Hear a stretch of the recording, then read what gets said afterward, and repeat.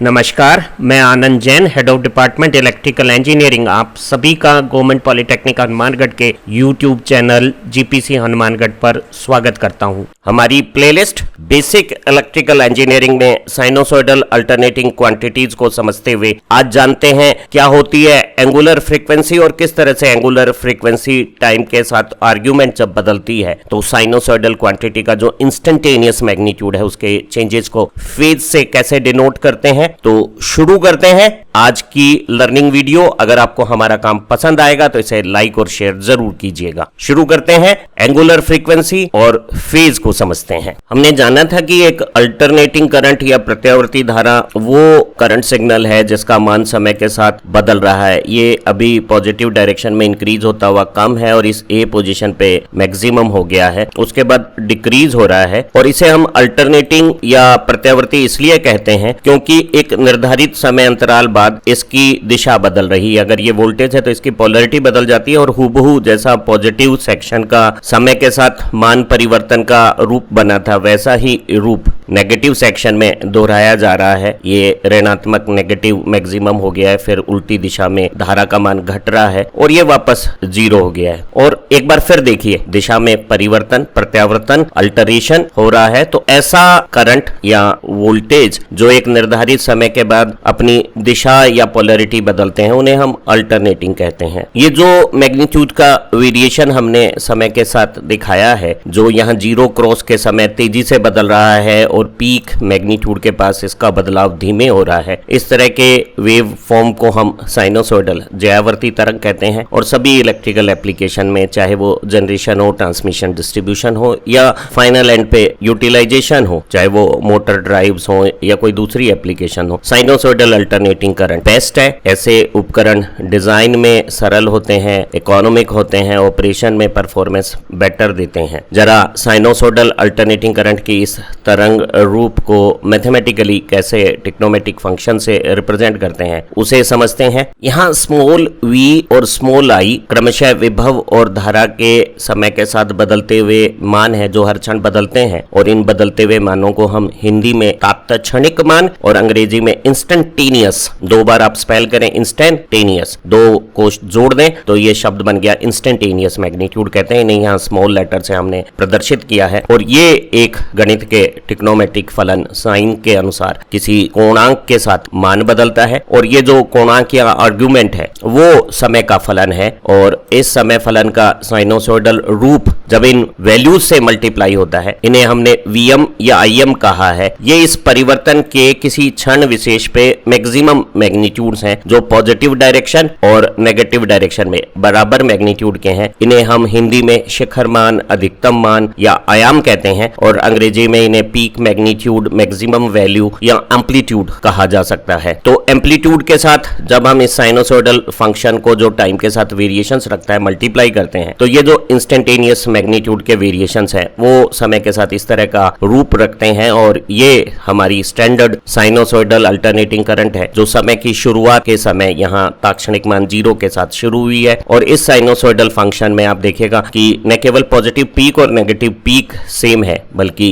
Blue ellipse में आया हुआ पॉजिटिव हाफ साइकिल और रेड एलिप्स में आया हुआ नेगेटिव हाफ साइकिल भी आपस में सिमेट्रिकल है और ये दोहरान एक निर्धारित समय अंतराल के बाद दिशा बदलते हुए, अल्टरनेट होते हुए, प्रत्यावर्त होते हुए रिपीट्स हो रहे हैं और इन दोनों नीले और लाल एलिप्स के पूरे सेक्शंस को हम एक साइकिल कहते हैं और उसी साइकिल का रिपीटिशंस आगे होता है। अलग अलग समय टी पर ये जो ताक्षणिक मानों का परिवर्तन है जिसे गणित में इस साइनोसॉइडल फंक्शन से हमने प्रेजेंट किया है, ये इंस्टेंटेनियस वोल्टेज और ये ताक्षणिक धारा है जो आयाम या एम्पलीट्यूड या शिखर मान, विभव और धारा के साथ एक साइनोसॉइडल फंक्शन रखती है और ये टी के साथ ओमेगा जिसे हम अभी समझेंगे एंगुलर फ्रीक्वेंसी, उसके साथ एक एंगुलर मेजरमेंट बनता है, एंगल का मेजरमेंट बनता है जिसे हम हिंदी में कोणांक और अंग्रेजी में आर्ग्यूमेंट कहते हैं और उसका ये जया रूप ये साइनोसॉइडल वेरिएशन को जब प्रदर्शित कर रहा है तो आप देखिएगा कि ये जो एक क्रम हमने जो ग्रीन हाईलाइट में शो किया हुआ है जो जीरो से शुरू होके ए से होता हुआ बी के बाद सी तक चलता है वो ही बाद में दोहराया जा रहा है। तो इस दोहरान के चक्र को हम एक साइकिल कहते हैं और इस साइकिल में आप देखिएगा कि अलग अलग समय स्थितियों पे ये जो मान ताक्षणिक बदल रहा है ये समय के साथ एक विशिष्ट रूप रख रहा है और सारे ये जो मान है वो पूरी साइकिल में यूनिक है, एक जैसी स्थिति स्थितियां किसी भी साइकिल में 2 बार नहीं आई है और ये जो पूरा रूप बना है उसी का ही दौरान बार बार हो रहा है। साइकिल की शुरुआत अगर इंस्टेंटेनियस मैग्नीट्यूड 0 से हो रही है तो ये जो तरंग है जो 0 से पॉजिटिव पीक होके 0 होके नेगेटिव पीक पाके वापस 0 हो रही है, इसे हम एक स्टैंडर्ड साइनोसॉइडल वेव कहते हैं और इसके पूरी साइकिल के टाइम पीरियड टी को एक एंगुलर स्पान से भी हम मेजर कर सकते हैं और उस एंगुलर मेजरमेंट को हम 2 पाई रेडियन कहते हैं। और आप देखिए 0 से टी के बीच में या 0 से 2 पाई के बीच में चाहे समय के अलग अलग मान हो या कोण के अलग अलग मान हो, जो ताक्षणिक मान की स्थितियां हैं वो यूनिक है, एकांकी है, यानी एक जैसी स्थिति 2 अलग अलग समय या कोण पर नहीं है। यहाँ नीले फ्रेम में जो ताक्षणिक मान के दौरान का समय के साथ आलेख है बिल्कुल वैसा का वैसा ही हरे फ्रेम में रिपीट हो रहा है। जो दौरान का ये पूरा समूह है, सेट है, उसे हम साइकिल बोलते हैं और एक साइकिल के टाइम को टाइम पीरियड या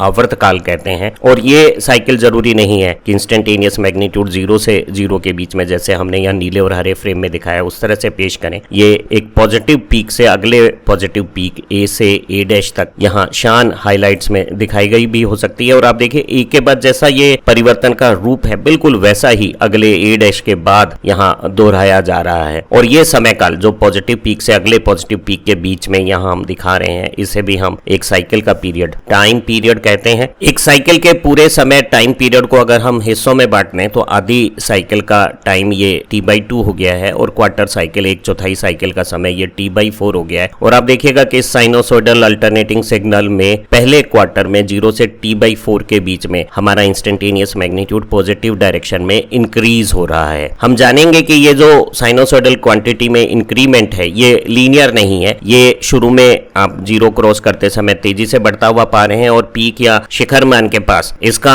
वेरिएशन स्लो हो रहा है। और T/4 के बाद ये अगले क्वार्टर में T/4 से T/2 तक A से B के बीच में इसका इंस्टेंटेनियस मैग्नीट्यूड जो A पोजीशन पे शिखर पे था वो घटता है, शिखर के पास धीमे और 0 क्रॉस के समय तेज घटते हुए फिर यही चेंज का पैटर्न कंटिन्यू करता है। सतत रूप से ये करंट है तो दिशा बदल देता है, वोल्टेज है तो पोलरिटी चेंज कर देता है और ये उल्टी दिशा में अपने मैग्नीट्यूड को बढ़ाता हुआ यहाँ 3T/4 समय पे नेगेटिव पीक हो गया, फिर 0 हो रहा है और ये साइकिल जैसे हमने जाना बार बार रिपीट हो रही है। एक साइनोसॉइडल फंक्शन जया फलन के पॉजिटिव वैल्यूज के वेरिएशन और नेगेटिव वैल्यूज के हाफ साइकिल वेरिएशन का ये जो पूरा समूह है वो जैसा यहाँ नीले फ्रेम में हमने दिखाया है बाद में एक मैजेंटा फ्रेम में रिपीट हो रहा है, उसे हम एक साइकिल कहते हैं। और ये साइकिल ग्रीन हाईलाइट अनुसार पॉजिटिव पीक से अगले पॉजिटिव पीक के बीच में भी हो सकती है। और एक साइकिल के पीरियड को हमने टाइम पीरियड कहा और 1 सेकंड में होने वाली साइकिल की संख्या को हम फ्रीक्वेंसी कहते हैं। और हम जानते हैं कि अगर एक साइकिल का टाइम t है तो f साइकिल का टाइम ft हो जाएगा और f फ्रीक्वेंसी है 1 सेकंड में होने वाली साइकिल्स, तो ft 1 सेकंड हो गया है, यानी f और t एक दूसरे के इनवर्स हो गए हैं। इन दोनों में से एक मालूम हो तो दूसरा मालूम किया जा सकता है। हम नीले फ्रेम में जो ये साइकिल दिखाई जा रही है जैसे अभी हम दोबारा ग्रीन हाईलाइट में ला रहे हैं, उसके पूरे आवर्त काल के समय को एक एंगुलर मेजरमेंट कोणांक से समझते हैं और ये टाइम जब इस ओमेगा नोटेशन से मल्टीप्लाई होता है तो ये जो अल्फा है जिसका साइनोसॉइडल रूप हमारे ताक्षणिक मान को समय के साथ बदलाव बताता है, इसे हम आर्ग्यूमेंट कहते हैं। और एक पूरी साइकिल के एंगुलर मेजरमेंट को कोणांक को आर्ग्यूमेंट को हम 2 पाई रेडियन बोलते हैं। अगर t की जगह मैं कैपिटल T पूरे साइकिल का पीरियड रख दूं और ये पूरी साइकिल के स्पान के एंगुलर मेजरमेंट को 2 पाई रेडियन बोलूं तो इस ओमेगा फंक्शन का relation 2 pi divided by t हो गया है, 1/t f है। तो ये एक रूप हो गया है ओमेगा का हमारी लीनियर फ्रीक्वेंसी के साथ। फ्रीक्वेंसी 1 सेकंड में हुए साइकिल के नंबर है, 2 पाई पूरी साइकिल का एंगल है। तो ये जो फंक्शन है जो एंगल और फ्रीक्वेंसी से रिलेट हो रहा है इसे हमने एक नया नाम दे देना है एंगुलर फ्रीक्वेंसी। तो यहाँ साइन फंक्शन में t के साथ ये जो मल्टीप्लाई हो रहा है ओमेगा ये एंगुलर फ्रीक्वेंसी है और angular frequency linear frequency cycle पर सेकंड हर्ट्ज के साथ मल्टीप्लाई 2 पाई होने से ये रूप रखती है। इसकी यूनिट रेडियन पर सेकंड है। आप देखेंगे कि इसका सिंबल और यूनिट रेडियन पर सेकंड एंगुलर वेलोसिटी जैसी है और मैकेनिक्स में जो एंगुलर वेलोसिटी है और इलेक्ट्रिकल इंजीनियरिंग में जो एंगुलर फ्रीक्वेंसी है वो आपस में एक दूसरे के साथ एक प्रोपोर्शनल डायरेक्ट प्रोपोर्शनल रिलेशन रखती है एक अल्टरनेटर में। और अल्टरनेटर में जो इलेक्ट्रिक फ्रीक्वेंसी हम जनरेट कर रहे हैं हर्ट्ज में वो रोटेशन की स्पीड साइकिल पर सेकंड n के साथ एक रिलेशन रखती है F equal to P small n by 2, और अगर अपन रोटेशंस को रिवोल्यूशन पर मिनट RPM में पढ़ना चाहें तो हमारी जो फ्रीक्वेंसी है वो P कैपिटल N बाई 120 हो जाती है, जैसा कि हमने पिछली वीडियो में जाना था। तो आप देखेंगे कि टाइम पीरियड फ्रीक्वेंसी और एंगुलर फ्रीक्वेंसी ये आपस में सब इंटर रिलेटेड हैं, और तीनों में से कोई एक मालूम हो तो बाकी सबकी गणना की जा सकती है। कुछ न्यूमेरिकल एग्जांपल से ये बात समझते हैं। इंडिया में जो डोमेस्टिक इलेक्ट्रिक सप्लाई है पूरे नेशनल ग्रिड में वो 50 हर्ट्ज के नियर बाई फ्रीक्वेंसीज पे मेंटेन रखी जाती है, और हमारा जो सिंक्रोनस सिस्टम है वो कोहेरेंट एक साथ एक जैसी फ्रीक्वेंसी पे ही काम कर सकता है। तो इंडियन सप्लाई फ्रीक्वेंसी 50 हर्ट्ज है, तो हमें इंडियन पावर सप्लाई के जो साइक्लिक वेरिएशन है साइनोसॉइडल, उसका टाइम पीरियड, आवर्तकाल और एंगुलर फ्रीक्वेंसी ज्ञात करनी है। तो हमें पता है कि टाइम पीरियड और फ्रीक्वेंसी में इनवर्स रिलेशन है। फ्रीक्वेंसी 50 हर्ट्ज है तो टाइम पीरियड 1/50 सेकंड हो गया है। मैं सेकंड की बजाय अगर इसे मिली सेकंड में बदलूं, और ऊपर सेकंड को मिली सेकंड में बदलते हुए हमने 1000 का जब मल्टीप्लीकेशन किया, इजी टू रिमेंबर फिगर हो गया है। हमारी साइनोसॉइडल अल्टरनेटिंग करंट, प्रत्यावर्ती जयावर्ती धारा या विभव है इंडियन पावर सप्लाई की, वो एक साइकिल 20 मिली सेकंड में पूरा करती है, अर्थात इसका क्वार्टर 5 मिली सेकंड, 1/4 अंश अगर आप देखें 5 मिली सेकंड, तो वो जीरो से पीक मैग्नीट्यूड पा लेती है। अगले 5 मिली सेकंड में वो पीक से वापस जीरो हो जाएगी, और पॉजिटिव पीक से नेगेटिव पीक, जिसे हम पीक टू पीक टाइम कहते हैं, वो आधी साइकिल होती है 10 मिली सेकंड। हम एंगुलर फ्रीक्वेंसी की भी कैलकुलेशन कर सकते हैं। एंगुलर इलेक्ट्रिकल फ्रीक्वेंसी रेडियन पर सेकंड में हमारी लीनियर हर्ट्ज फ्रीक्वेंसी के साथ रिलेशन रखती है, ओमेगा इजिकल टू 2πf। यहाँ पाई ग्रीक नोटेशन है जो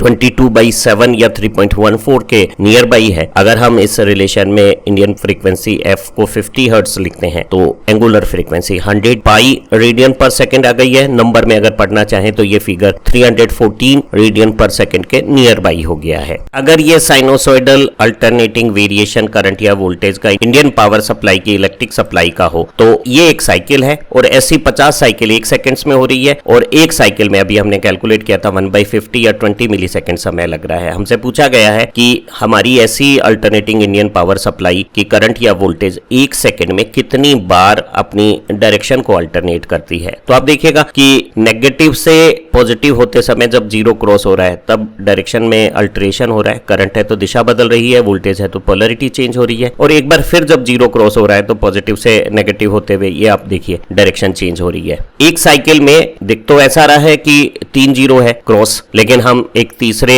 जीरो को अगली साइकिल के लिए ले लें, यह एक ज्यादा बेहतर जैसे हमने नीले फ्रेम में दिखाया है। ये पॉजिटिव पीक से अगले पॉजिटिव पीक के बीच में अगर एक साइकिल है तो आप देखिए एक साइकिल में कितने जीरो क्रॉस हुए, 2 बार, और जब जब जीरो क्रॉस होता है हमारी डायरेक्शन करंट की अल्टरनेट होती है या वोल्टेज की पोलरिटी अल्टरनेट होती है। तो एक साइकिल में 2 बार, एक सेकंड में कुल 50 साइकिल, तो हमारी जो इंडियन इलेक्ट्रिक सप्लाई है वो एक सेकंड में 100 बार अपनी डायरेक्शन को अल्टरनेट करेगा। यहाँ एक साइनोसॉइडल वोल्टेज या करंट के ताक्षणिक मान का समय के साथ वेरिएशंस को प्रदर्शित किया हुआ है, और आप देखेंगे कि ये जो एक पूरी साइकिल हुई है जो बाद में रिपीट हो रही है उसमें अलग अलग समय स्थितियों पे ताक्षणिक मान की अलग अलग यूनिक एकांकी पोजीशंस है, और यहाँ ए पे जब ताक्षणिक मान अपना पॉजिटिव मैक्सिमम अधिकतम धनात्मक शिखर मान रख रहा है, जिसे हम एम्पलीट्यूड या आयाम कहते हैं, उस स्थिति को अगर हम देखें तो वो पूरी साइकिल का 1/4 समय है। अगर पूरी साइकिल के पीरियड को टी माने तो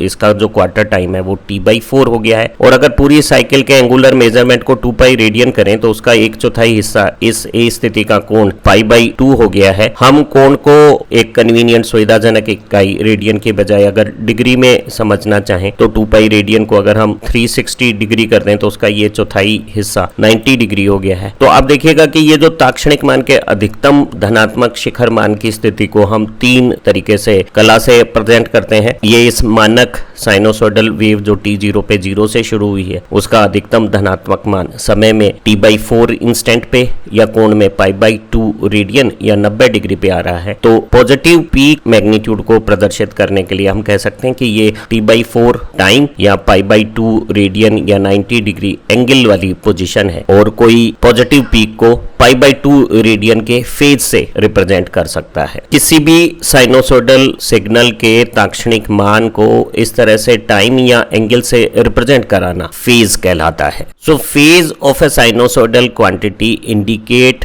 कंडीशन और position of instantaneous magnitude in cyclic variation, यानी एक ज्या प्रत्यावर्ती विभव या धारा के ताक्षणिक मान की क्या स्थिति है, क्या अवस्था है, उसे हम फेज से रिप्रेजेंट करते हैं। फेज को हम टाइम में या एंगल में, समय और कोण दोनों रूप में बता सकते हैं। एक मानक साइनोसॉइडल वेव जो समय शुरुआत 0 पे अपने ताक्षणिक मान 0 से शुरू करती है और इस तरह का साइक्लिक वेरिएशंस करती है, उसकी पूरी साइकिल के पीरियड को t, उसके पूरे साइकिल के एंगुलर स्पान को 2 पाई रेडियन या डिग्री में अगर हम 360 डिग्री ले लें तो इसके अंश भाग कर सकते हैं। जैसे हमने इस चित्र में प्रदर्शित किया है कि हमने ये 2 पॉजिटिव और नेगेटिव हाफ हो गए हैं, फिर ये पॉजिटिव हाफ का आधा क्वार्टर साइकिल हो गई है और इस क्वार्टर पार्ट के भी हमने कुछ सिग्निफिकेंट चेंजेस पार्टीशंस कर लिए हैं और इन पार्टीशंस को अगर आप नोट करना चाहें तो ये 1 क्वार्टर एंगल 2 पाई का π/2 रेडियन हो गया है, 360 का चौथाई कोण 90 डिग्री हो गया है, समय में ये t का चौथाई t/4 हो गया है। हमने t/4 के भी 3 हिस्से कर लिए हैं, ये t/12 1/3 समय हो गया है, या π/2 का 1/3 π/6 या 90 का 1/3 30 डिग्री हो गया है। हमने इस 90 के 2 टुकड़े कर दिए तो आधा 45 डिग्री, समय में π/4, टाइम में t/8 और हम इसके पूरे चौथाई हिस्से के 2/3 अंश भी कर सकते हैं तो समय में ये t/6, कोण में ये π/3 या एंगल में ये 60 डिग्री पढ़ा जा सकता है। आपको जहां कहीं भी रेडियन से डिग्री कन्वर्जन करना हो तो बड़ा सहज सा तरीका है, जहां कहीं भी पाई सिंबल दिखता है उसकी जगह रेडियन यूनिट को डिग्री में बदलते हुए 180 लिखिए तो ये 180/2 90 डिग्री हो गया है, ये 180/3 60 डिग्री हो गया है, ये 180/4 45 डिग्री हो गया है, ये 180/6 30 डिग्री हो गया है। एक पॉजिटिव हाफ खत्म होने पर जब हमारा टाइम t या एंगल रेडियन में पाई या 180 हो जाता है और हम डिग्री में अगर एंगल को मेजर करना शुरू करें तो ये 180 से ज्यादा होने पर यहाँ इस पोजीशन पे 270 डिग्री हो गया है। लेकिन एंगुलर स्पान में 360 डिग्री 0 के इक्विवेलेंट माना जाता है। अगर मैं 270 में से 0 सब्ट्रैक्ट कर दूं और 0 की जगह 360 लिखूं तो ये एंगुलर मेजरमेंट -90 डिग्री हो जाएगा। कभी हमने जब शुरू में डी आकार के एक इंस्ट्रूमेंट से कोण बनाना शुरू किया था तो एंटी क्लॉकवाइज पॉजिटिव डायरेक्शन में 270 का एंगल बनाते समय हमने क्लॉकवाइज नेगेटिव डायरेक्शन में 90 डिग्री का कोण बना दिया था तो हमने कहा था कि -90 और 270 इक्विवेलेंट है। तो एंगुलर स्पान को हम 180 से अधिक होने पर उल्टी 0 डायरेक्शन बनाते हुए नेगेटिव एंगल में मेजर करना शुरू कर देते हैं। तो आप देखिएगा कि एक सिमेट्री है, जैसे यहाँ 0 से +30 +60 +90 आए हैं, उसी तरह से उल्टी डायरेक्शन में ये -30 -60 -90 हो सकते हैं। तो हम एक पूरी साइकिल के फेज को सबसे कन्वीनियंट डिग्री से बताना पसंद करते हैं और डिग्री एंगल को 0 से 180 प्लस या 0 से -30 60 90 -180 यानी ±180 की रेंज में बताना पसंद करते हैं। तो आप देखिएगा कि t/4 इंस्टेंट पे जब रेडियन में π/2 या एंगल +90 है तो हमारा इंस्टेंटेनियस मैग्नीट्यूड नीले तीर से हमने पेश किया है पॉजिटिव पीक है, वहीं -90 डिग्री एंगल पे हमारा इंस्टेंटेनियस मैग्नीट्यूड यहाँ आई पोजीशन पर आप देखिएगा नेगेटिव पीक पा रहा है। तो आप देखिएगा कि पॉजिटिव फेज एंगल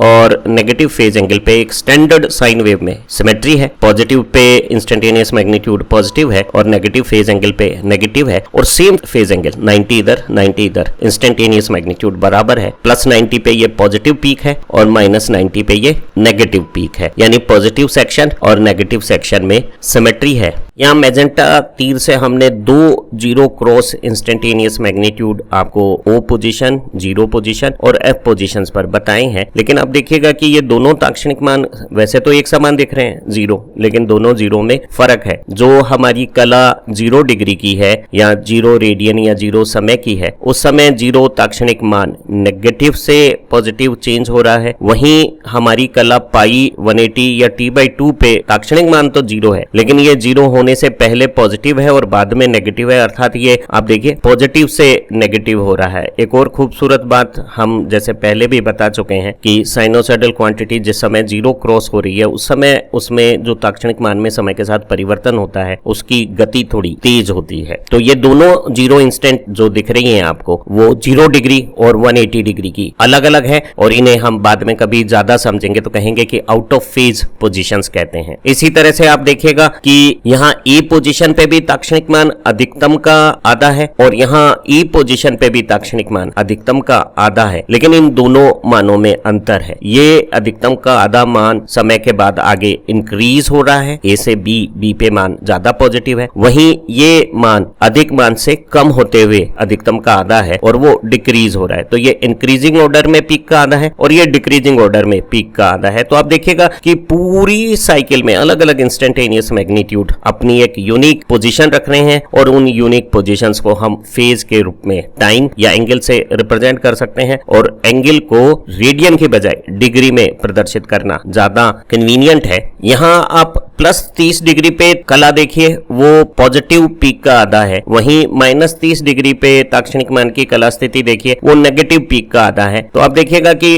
दोनों सेम कला कोण पे मान बराबर है, प्लस के लिए पॉजिटिव है और माइनस के लिए नेगेटिव है। तो कोई अगर पॉजिटिव हाफ साइकिल को ठीक से समझ लेता है तो उसे उसी समझ से नेगेटिव हाफ साइकिल को समझना आसान हो जाता है। सेम फेज एंगल पे पॉजिटिव 60 का मान और माइनस 60 का मान, माइनस 60 डिग्री कला का मान बराबर होगा। बी पे इंस्टेंटेनियस मैग्नीट्यूड और जे पे इंस्टेंटेनियस मैग्नीट्यूड में बराबर है, लेकिन अगर प्लस 60 डिग्री कला का मान पॉजिटिव है तो माइनस 60 डिग्री कला का मान उतना ही, जितना प्लस 60 पे पॉजिटिव है उतना ही नेगेटिव होगा। तो हम कह सकते हैं कि पीले हाईलाइट में दिखाए गए पॉजिटिव हाफ साइकिल और ग्रीन हाईलाइट में दिखाई गई नेगेटिव हाफ साइकिल सिमेट्रिकल है और पॉजिटिव हाफ साइकिल की समझ से नेगेटिव हाफ साइकिल के इंस्टेंटेनियस मैग्नीट्यूड के वेरिएशन को समझा जा सकता है। तो पॉजिटिव हाफ साइकिल में अगर आपको 30, 45, 60, 90, 120, 150, 180 के बीच में ये जो पॉजिटिव साइकिल का वेरिएशन समझ में आ गया है, तो जो प्लस 30 पे मान है वही माइनस 30 पे है। ये जितना पॉजिटिव है ए पे उतना ही के पे नेगेटिव होगा। सी पे अगर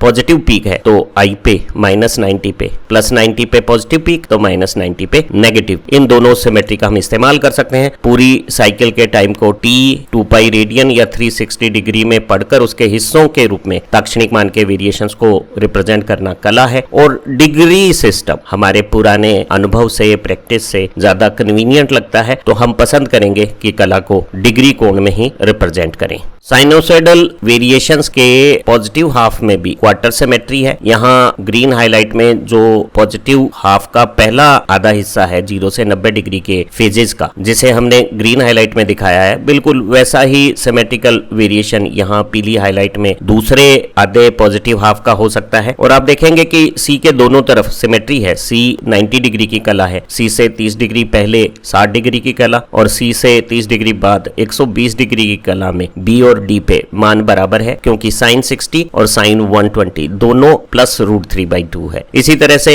सी से 60 डिग्री इधर और सी से 60 डिग्री इधर, 30 डिग्री और 150 डिग्री पे ताक्षणिक मान एक जैसे हैं। तो कोई अगर एक 0 से 90 डिग्री के मानों के वेरिएशंस को ज्यादा बेहतर तरीके से समझने लगेगा तो वो सिमेट्री से दूसरे 90 डिग्री वेरिएशंस को और पॉजिटिव हाफ क्योंकि नेगेटिव हाफ से सिमेट्रिकल है तो नेगेटिव हाफ की वैल्यूज को सीख सकता है। तो हम पसंद से पॉजिटिव हाफ में 0 से +90 और नेगेटिव हाफ से 0 से -90 की वैल्यूज को समझना पसंद करेंगे और उसी से हमारी साइनोसॉइडल सर्किट्स की स्टडीज आसान बनेगी। एक साइनोसॉइडल इंस्टेंटेनियस मैग्नीट्यूड का वेरिएशन जो यहाँ डार्क काली लाइन में दिखाया गया, जिसके ऊपर हम ये लाल रंग से पेन चला रहे हैं, वो वेरिएशन एक लीनियर वेरिएशन से, जिसे हमने एक थिन स्ट्रेट लाइन से रिप्रेजेंट किया, उससे डिफरेंट है। साइनोसॉइडल वेरिएशन 0 क्रॉस करने वाले इंस्टेंटेनियस मैग्नीट्यूड्स के पास तेजी से बदलता है और शिखर के मान के पास उसके बदलाव थोड़े धीमे हो जाते हैं। अगर आप एक साइनोसॉइडल वेरिएशन और लीनियर चेंज को कंपेयर करें तो आप पाएंगे कि जो साइनोसॉइडल चेंज है वो अगर 0 से 90 डिग्री के बाद पीक पा रहा है और उतने ही समय में एक लीनियर चेंज भी उतना ही मैग्नीट्यूड पा रहा है, तो दोनों अपने अधिकतम का आधा मान अलग अलग समय पे पा रहे हैं। साइनोसॉइडल में 0 के पास ये परिवर्तन तेज होने से ये 1/3 समय में यानी